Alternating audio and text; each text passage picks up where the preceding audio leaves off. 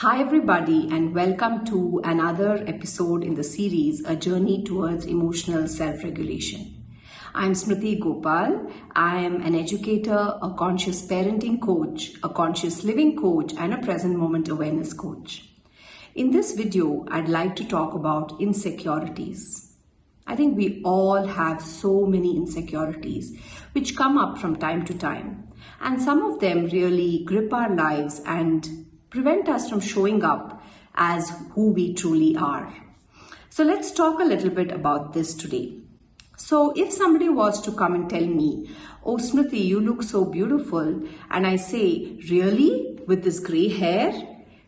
then it's bringing up insecurities in me.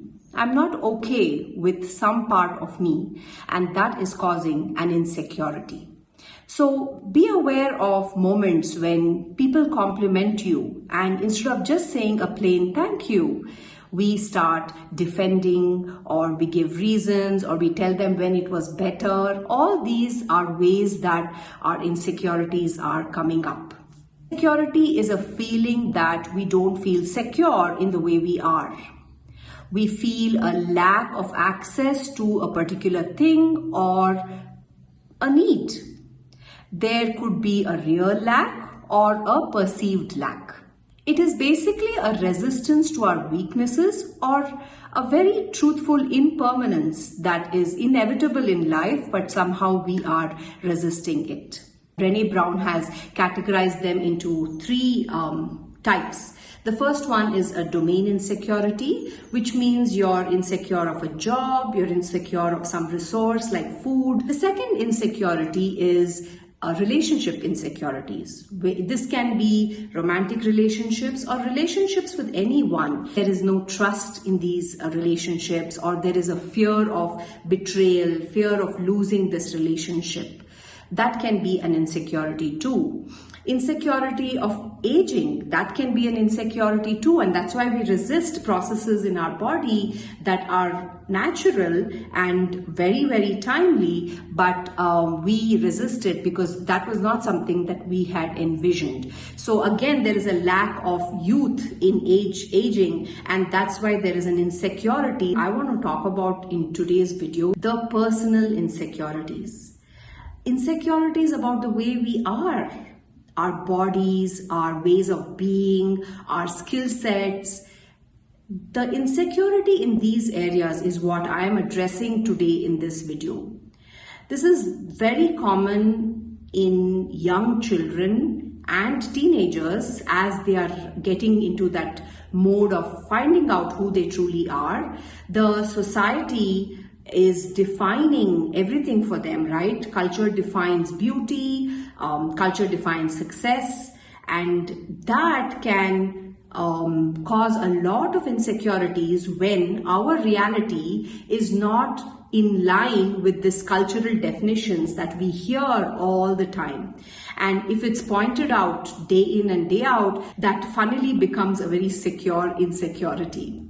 Personal insecurities can be insecurity around our body weight, around our skin color, around the clarity or the clearness of our skin or hair, for example.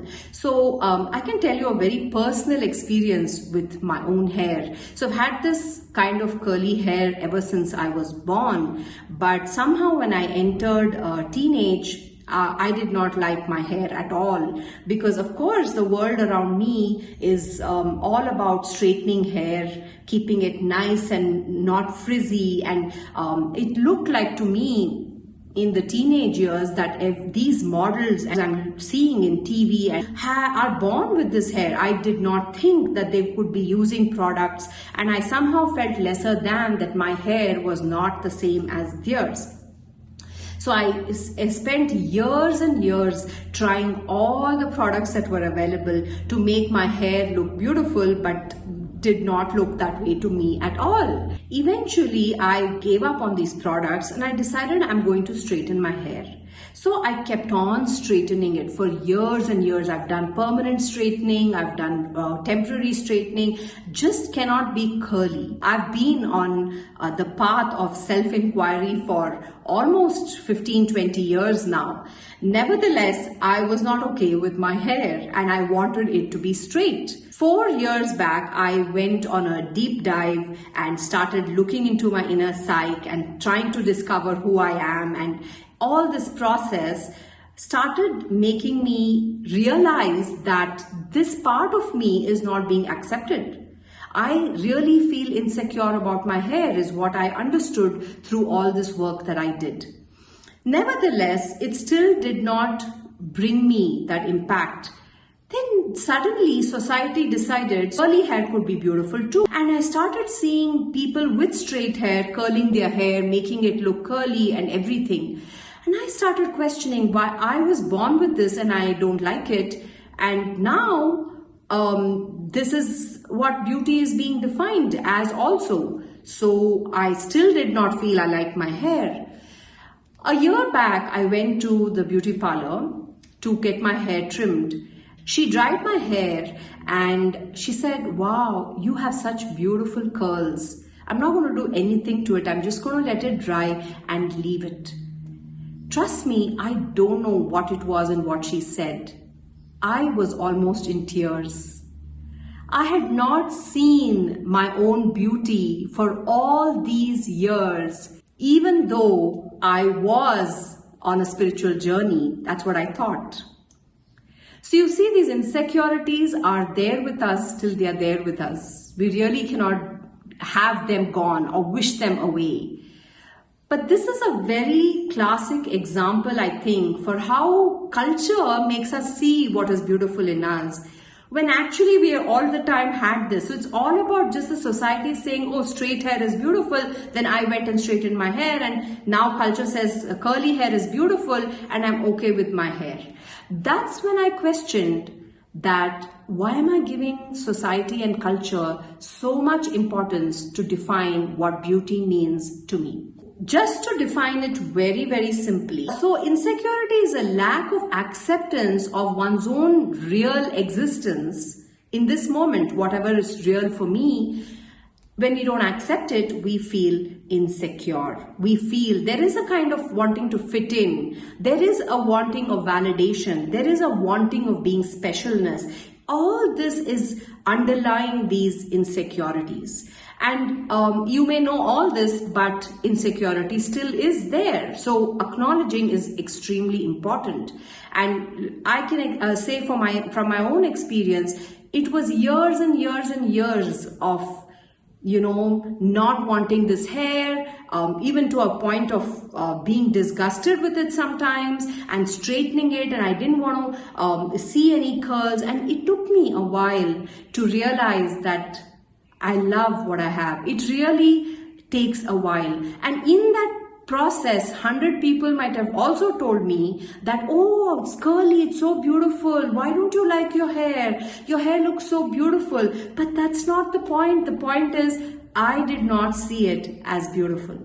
So insecurities is not about the other person at all. It's about us. When I saw somebody with straight hair, if I felt insecure and then I blamed them for making me feel insecure, that doesn't make any sense, because the other person is just being them. And it's me who is not okay with being me. So that's very important to note in insecurities. It's really not, another can trigger the insecurity in us, but they can't be the cause of it. So culture really dictates all this, what beauty is, what success is, and we blindly believe these definitions that culture gives us because, like a herd mentality, everybody is following it. So we are following it without giving it a thought. Imagine if we grew up in a world where these so-called weaknesses or definitions of beauty and success was different. What if it was a society which said whatever you are is beautiful, wherever you are feeling fulfilled is success? What if that was the society we grew up in? It would have normalized these weaknesses. normalized these different ways of living life and life situations. And when it becomes normalized, there is an acceptance.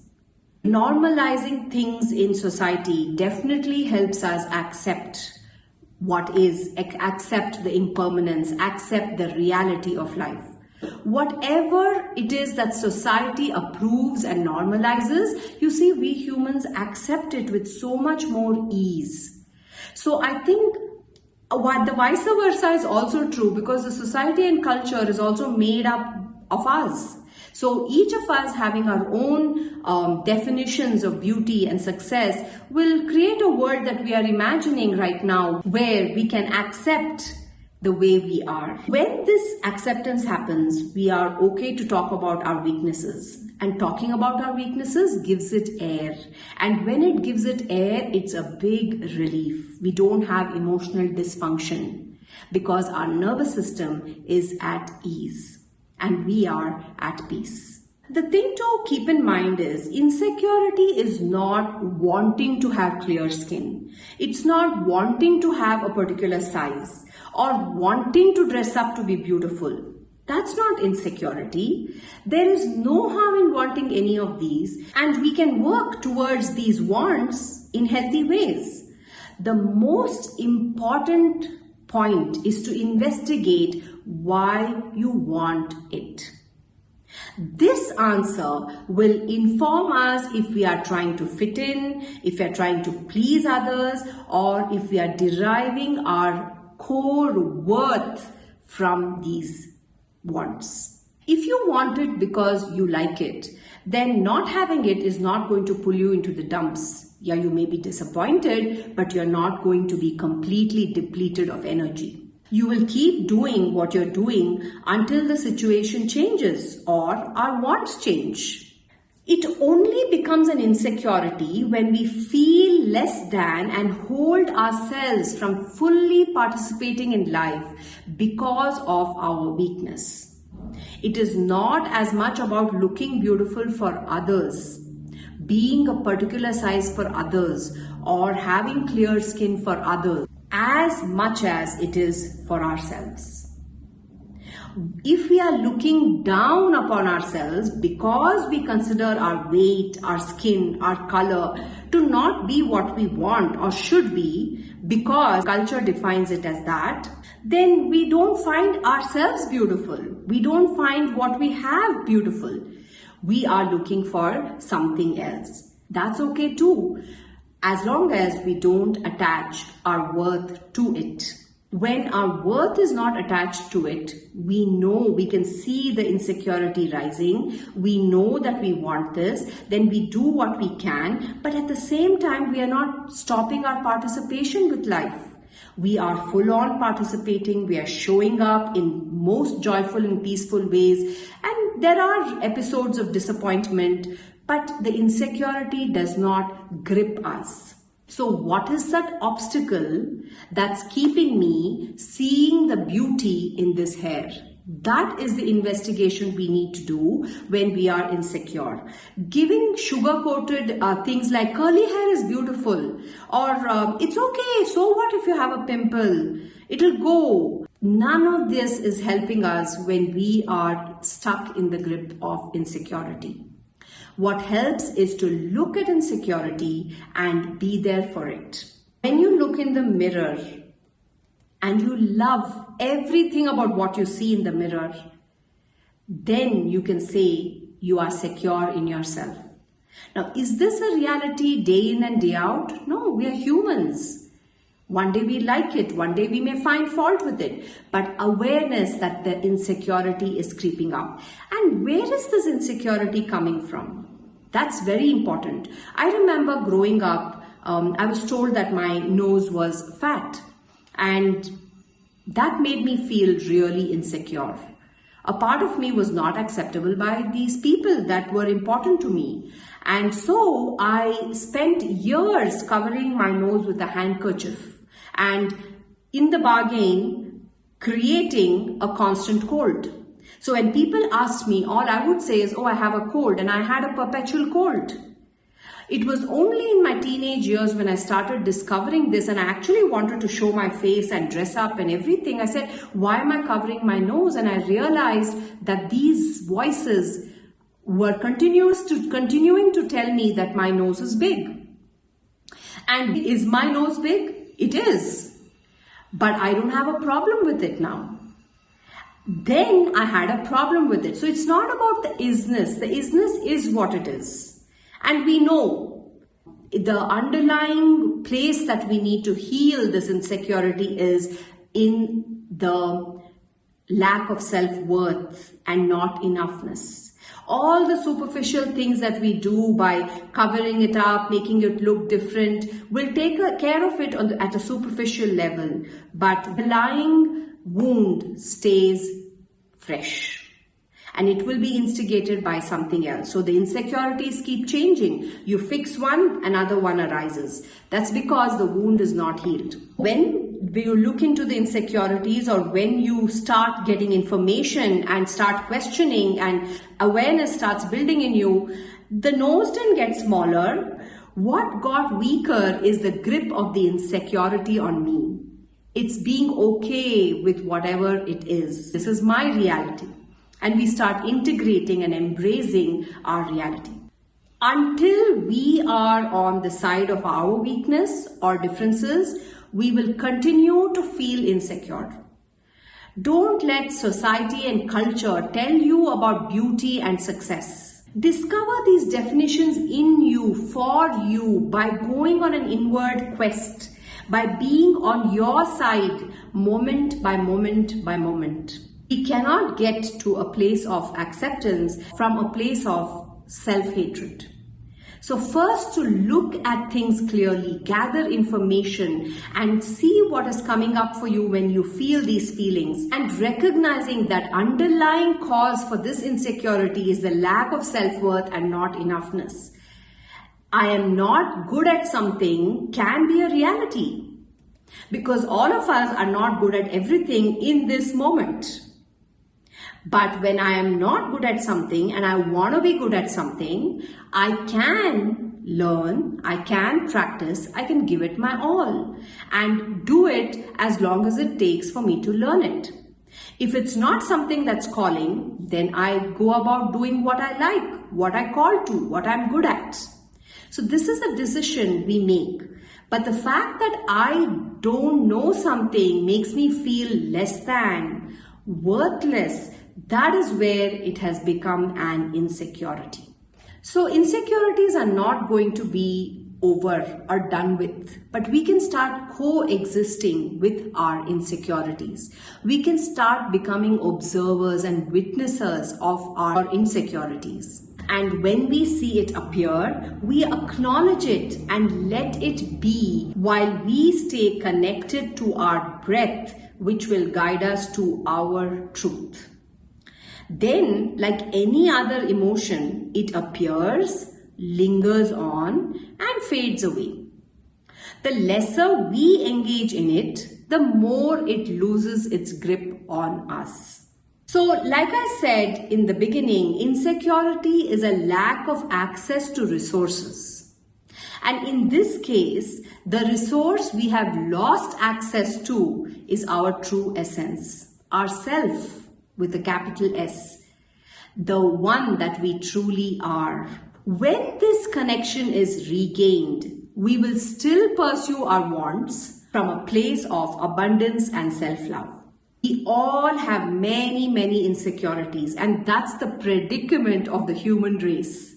Accepting and acknowledging insecurities is the first step. Resisting insecurities and wishing it away only perpetuates it.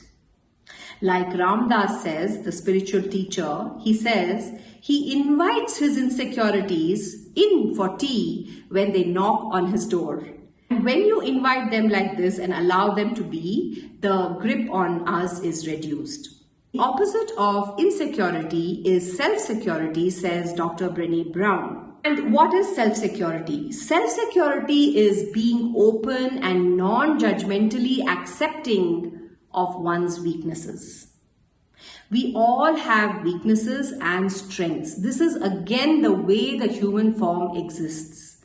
If we are going to focus on our weaknesses, our strengths lose their power and we are giving more power to the weakness. Where energy flows, things grow. So do you want the weakness to grow or the strength to grow? Is a choice that we need to make. So sit with your insecurities and have a tea party with them. And as you do this, shine brightly the light of self-security you have in non-judgmentally accepting your own weaknesses. If you like this video, be sure to hit the like button, subscribe to my channel, and consider sharing this video with your friends. You can also click on the bell icon to be notified the next time I post a video. Until we meet again, stay present and alive to emotional discoveries. Thank you and bye-bye.